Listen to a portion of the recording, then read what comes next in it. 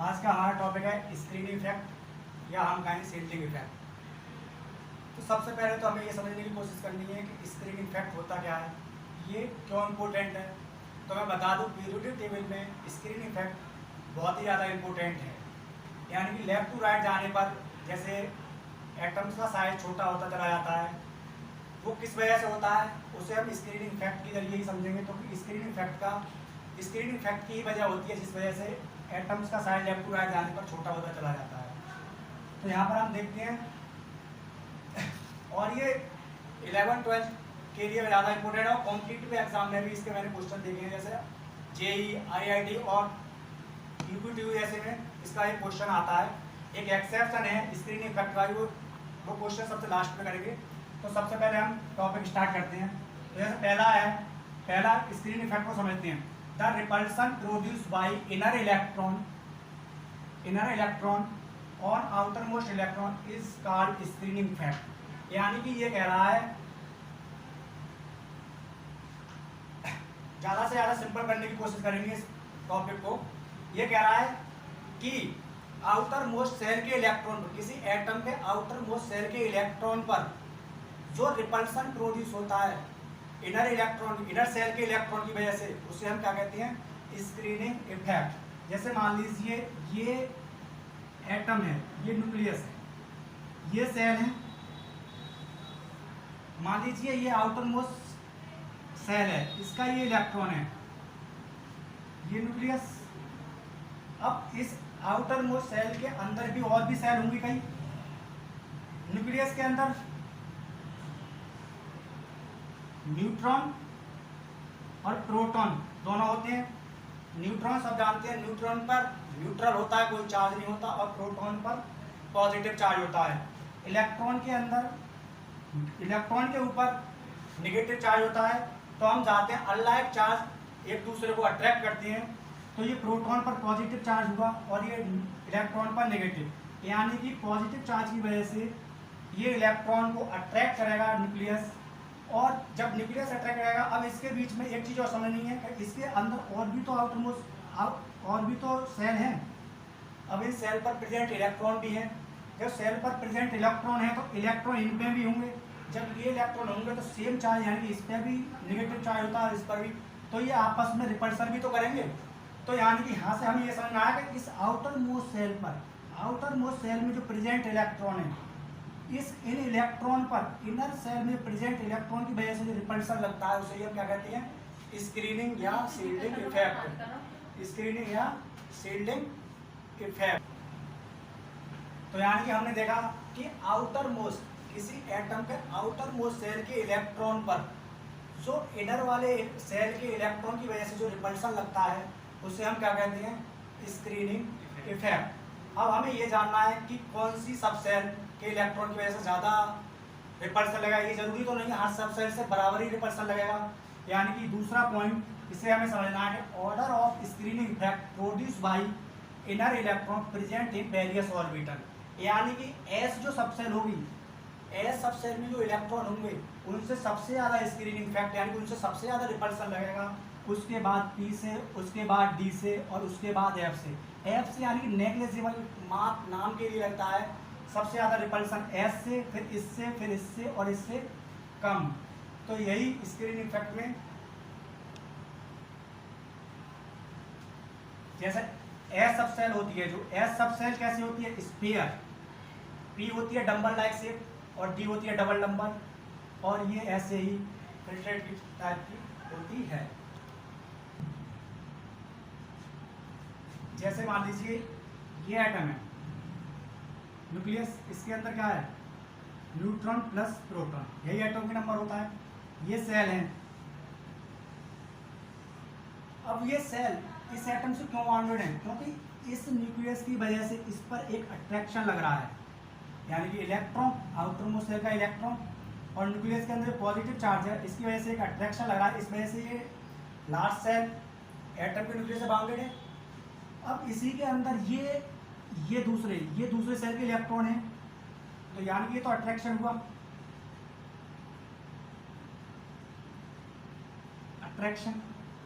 Attraction force due to nuclear charge. Nucleus charge.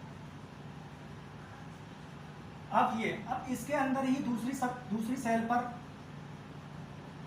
Electron है, इन और इन electron के बीच में एक रिपल्सन प्रोसेस होगा, इसे हम क्या कहते हैं, स्क्रीनिंग इफेक्ट। स्क्रीनिंग इफेक्ट, और इस स्क्रीनिंग इफेक्ट की वजह से ही पीरियोडिक टेबल में लेफ्ट टू राइट जाने पर एटम्स का साइज छोटा होता जाता है। यही मेन कारण है स्क्रीनिंग इफेक्ट। उसे आगे समझने की कोशिश करेंगे, ये क्वेश्चन के जरिए भी देखेंगे, इसे प्रैक्टिकली भी समझाने की कोशिश करूंगा। मैं इसे ज़्यादा से ज़्यादा कोशिश करूंगा कि इस टॉपिक को और पीछे जितने भी टॉपिक हैं केमिस्ट्री के ज़्यादा से ज़्यादा प्रैक्टिकली जोड़े जाएँ, जिससे कंसेप्ट क्लियर हो जाए। तो टॉपिक हमें स्क्रीनिंग इफेक्ट को समझने के लिए इस टॉपिक को समझना भी जरूरी है, यानी कि इफेक्टिव न्यूक्लियर चार्ज या Z effective. Effective nuclear charge होता क्या है, इसे समझते हैं। It is the net attraction produce by nucleus on outer most electron.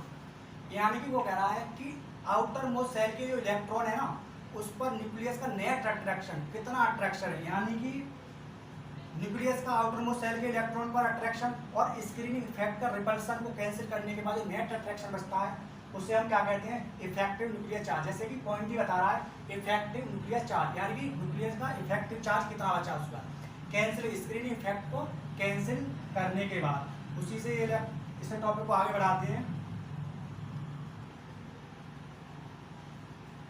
तो इसे इफेक्टिव न्यूक्लियर चार्ज यानी जेड इफेक्टिव को निकालते कैसे हैं, तो इसका ये है कंसेप्ट जेड इफेक्टिव, यानी कि ये हमें निकालना है जेड यानी कि एटॉमिक नंबर माइनस, और ये इसे कहते हैं स्क्रीनिंग इफेक्ट।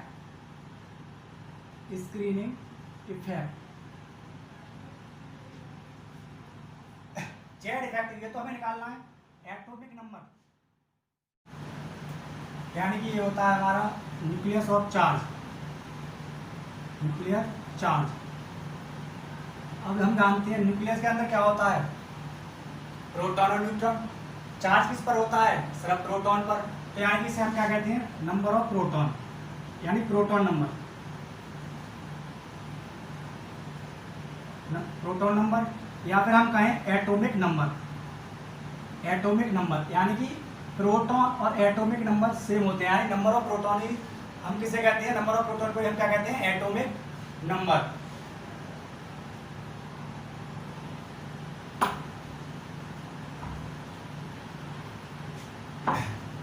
अब हम लेते हैं एटॉमिक रेडियस। मान लीजिए एटॉमिक रेडियस है, एटम की रेडियस, एटॉमिक रेडियस के इनवर्सली प्रोपोर्शनल जेड इफेक्टिव, यानी कि इफेक्टिव न्यूक्लियर चार्ज यानी कि नेट अट्रैक्शन। अब हमने जाना कि अगर न्यूक्लियस का नेट अट्रैक्शन जितना ज़्यादा होगा, यानी कि न्यूक्लियस आउटर मोस्ट सेल के इलेक्ट्रॉन को जितना ज़्यादा अट्रैक्ट कर रहा होगा, उसकी एटॉमिक रेडियस उतनी ही छोटी होगी।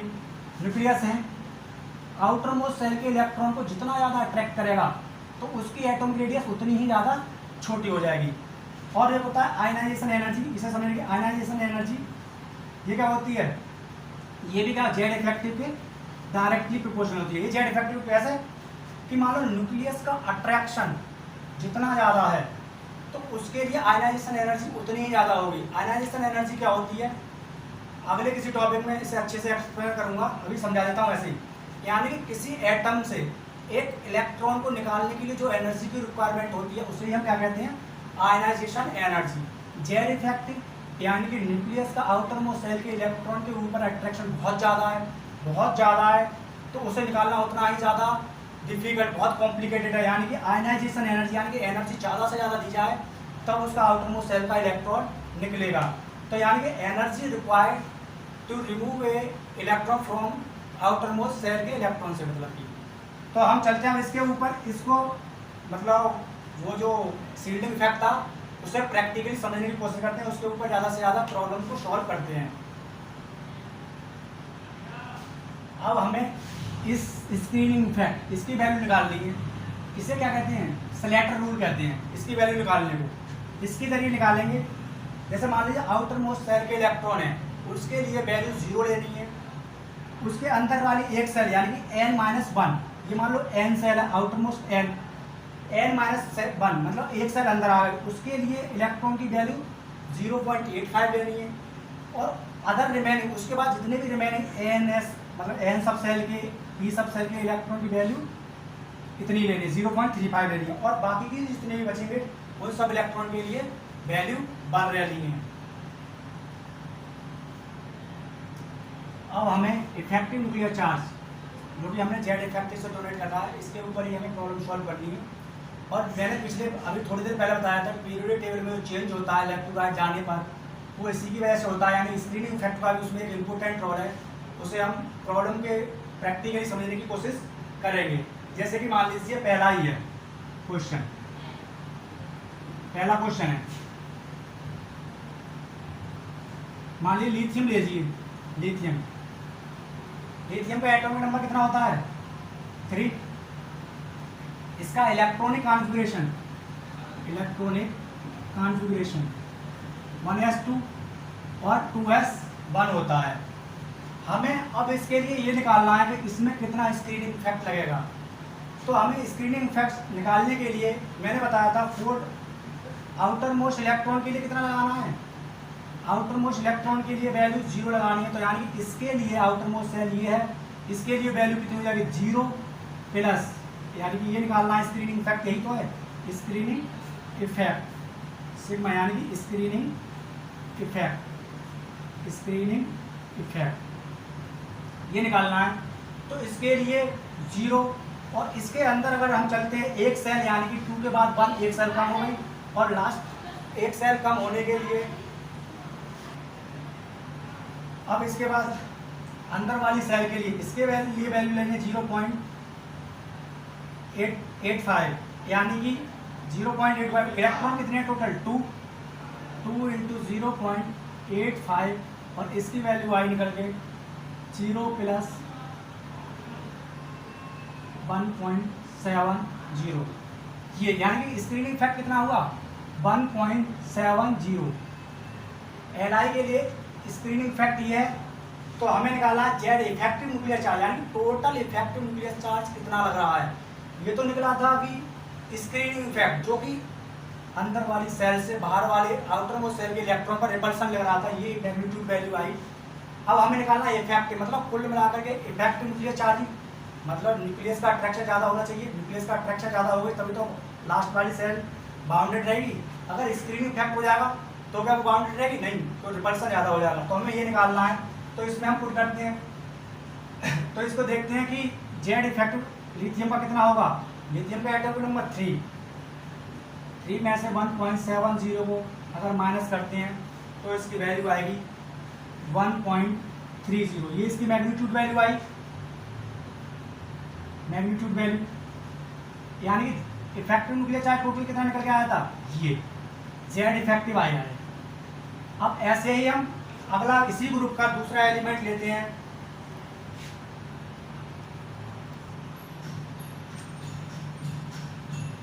तो ऐसे ही आप बेरिलियम का अपने आप निकालेंगे।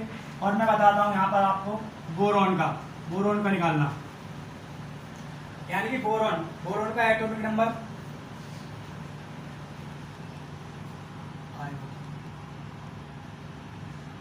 जो भी 5 होता है, और इसका इलेक्ट्रॉनिक कॉन्फ़िगरेशन 1s2 2s2 और 2p1 होता है। अब इसके लिए हमें स्क्रीनिंग इफेक्ट निकालना है। तो आउटर मोस्ट सेल के लिए 0, इसके अंदर वाले के लिए सेम सेल के लिए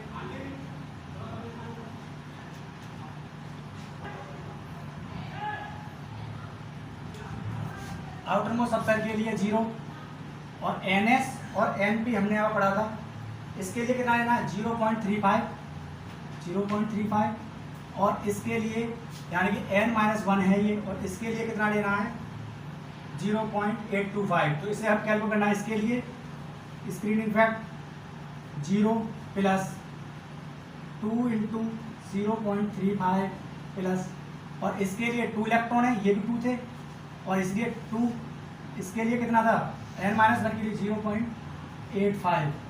इसे करने के बाद 0.70 प्लस 1.70, इसे ऐड करने के बाद आया हमारा 2.40।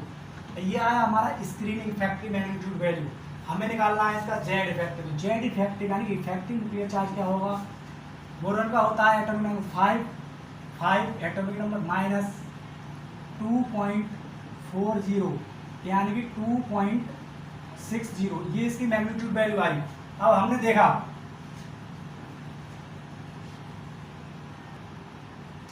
तो इसकी जेड इफेक्टिव इतना आया। ऐसे ही हम अगर ऑक्सीजन का निकालें, ऑक्सीजन का, तो ऑक्सीजन का आप निकाल के देखना, ऑक्सीजन का आता है 4.5, ऐसा ही कुछ आएगा ऑक्सीजन का भी जेड इफेक्टिव। तो हमने देखा लिथियम का जेड इफेक्टिव की मैग्नीट्यूड वैल्यू ये थी, लिथियम। आप इसका निकालना बेरिलियम का। उसके बाद आता है एक ही ग्रुप में बोरॉन। बोरॉन की इफेक्टिव न्यूक्लियर चार्ज ये था। और उसके बाद आता है मतलब ऑक्सीजन, आगे जाते हुए कार्बन, नाइट्रोजन, फिर ऑक्सीजन फैमिली आती है। ऑक्सीजन फैमिली की जेड इफेक्टिव वैल्यू यानी इफेक्टिव न्यूक्लियर चार्ज की वैल्यू ज़्यादा थी। तो हमने देखा यानी कि इफेक्टिव न्यूक्लियर नेट अट्रैक्शन कम था, तो यानी कि साइज बड़ा था, लिथियम का साइज बड़ा था, इफेक्टिव न्यूक्लियर चार्ज कम था। उसके बाद जैसे हम आगे बढ़े बेरिलियम, उसका इफेक्टिव न्यूक्लियर चार्ज मतलब बढ़ेगा, तो यानी अट्रैक्शन ज़्यादा बढ़ेगा, तो उसके साइज भी छोटा हो जाएगा।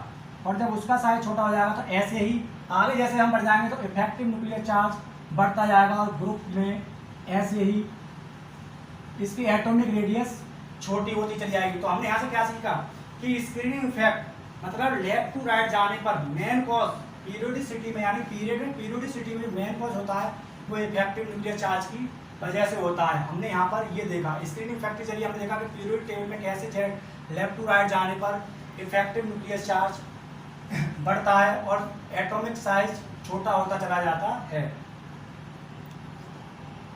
अब हम क्वेश्चन लेते हैं, मान लीजिए हम सोडियम लेते हैं। सोडियम का एटॉमिक नंबर कितना होता है 11। अगर इसका इलेक्ट्रॉनिक कॉन्फ़िगरेशन करें तो 1s2 2s2 2p6 यानी कि 2 4 6 और 3s1 यानी कि आउटर मोस्ट सब सेल का 0 लेंगे जब हम स्क्रीनिंग इफेक्ट निकालेंगे। उससे ये दोनों क्या है n-1, 3 से 2 आ गया यानी कि n-1, तो 0 प्लस n-1 में कितने लेगा 2 और 6 8 इंटू और n-1 में हमें कितना लेना है 0.85 और उससे बाकी के बचे ns और np में कितना लेना है 0.35 यानी कि 2 इंटू 0.35। अब इसकी वैल्यू कैलकुलेट करने के बाद निकल कर आती है 8.80। ऐड करिए आपने, इसकी वैल्यू निकल कर आएगी। और जब हम निकालेंगे जेड इफेक्टिव यानी इफेक्टिव न्यूक्लियर चार्ज, तो यानी एटॉमिक नंबर कितना होता है 11, एटॉमिक नंबर 11 माइनस 8.80, इसे सब्ट्रैक्ट करने के बाद इसकी वैल्यू निकल कर आती है 2.20। ये इसकी मैग्नीट्यूड वैल्यू आई सोडियम की। ऐसे ही अगर हम अगला क्वेश्चन है पोटेशियम का, तो पोटेशियम का एटॉमिक नंबर कितना होता है 19। पोटेशियम का एटॉमिक नंबर 19 होता है। अगर इसका हम इलेक्ट्रॉनिक कॉन्फ़िगरेशन करें तो 1s2 2s2 2p6 3s2 3p6 2 4 10 12 और 4s2 यानी कि लास्ट सेल में होगा यानी कि 4s1। अब इसका हमें स्क्रीनिंग इफेक्ट निकालना है, तो लास्ट वाले के लिए 0 n-1, ये दोनों n-1 हैं। n-1 में कितने इलेक्ट्रॉन हैं 6 और 2 8 इंटू और n-1 के लिए मैग्नीट्यूड वैल्यू कितनी लेनी है 0.85 प्लस उसके बाद बाकी के n-s-n जो भी बचे उसके लिए ये इसकी वैल्यू कितनी है 8 और एक 10 की बाकी अदर के लिए वैल्यू कितनी लेनी है 1। तो इसका जब हमने करा तो इसका मैग्नीट्यूड वैल्यू निकल कर आई 16.80 यानी कि ये स्क्रीन इफेक्ट मैग्नीट्यूड वैल्यू आई निकल कर। और हमें निकालना है जेड इफेक्टिव न्यूक्लियर चार्ज। इसका एटॉमिक नंबर होता है 19 माइनस 16.80 यानी कि इसकी वैल्यू आई निकल करके 2.20 समथिंग ऐसी इसकी वैल्यू निकल कर आएगी 2.20। इसकी वैल्यू जब निकाला, इसका जेड इफेक्टिव निकाला तो इसका भी 2। अब एक चीज देखिए, ग्रुप में दोनों ही ग्रुप के हैं सोडियम के नीचे क्या आता है पोटेशियम। पहले ग्रुप के ही दोनों एलिमेंट है ग्रुप के, सोडियम के नीचे पोटेशियम, दोनों की वैल्यू देखिए कितनी आई दोनों की वैल्यू लगभग 2.20 आ रही है। मतलब जेड इफेक्टिव, यानी कि यहाँ से हमें एक चीज़ सीखने को मिली कि इफेक्टिव न्यूक्लियस चार्ज तो बराबर होता है, मगर ग्रुप में एटम के साइज में चेंज होने का मेन कॉज होता है कि जैसे जैसे हम ग्रुप में चलते हैं टॉप टू बॉटम, तो एक न्यू सेल एडिड होती जाती है, इस वजह से एटम का साइज बढ़ता चला जाता है, जबकि उसका इफेक्टिव न्यूक्लियस चार्ज तो सेम रहता है। पीरियोडिक टेबल में एक एक्सेप्शन है कि वाई एल आई मतलब एल्युमिनियम का साइज गैलियम से बड़ा क्यों होता है। ये हमें जानना है कि इसका साइज इससे बड़ा क्यों होता है। यानी कि लगभग या तो बड़ा या बराबर के लगभग एक्सपेक्टेड, मतलब बड़ा होगा, ज़्यादा बड़ा नहीं होता है। तो हमें ये इसमें एक्सेप्शन है किस बेस पर, ये एक्सेप्शन स्क्रीनिंग फैक्ट के बेस पर है। तो मैं इस एक्सेप्शन को अगली वीडियो में समझाने की कोशिश करूँगा। तो अब ये टॉपिक यहीं पे ख़त्म होता है और इस एक्सेप्शन को मैं अगली वीडियो में समझाऊंगा। और अगली वीडियो जिस भी टॉपिक पर चाहिए कमेंट बॉक्स में बताएं, जो भी टॉपिक आपको पसंद है उस टॉपिक पर अगली वीडियो आएगी।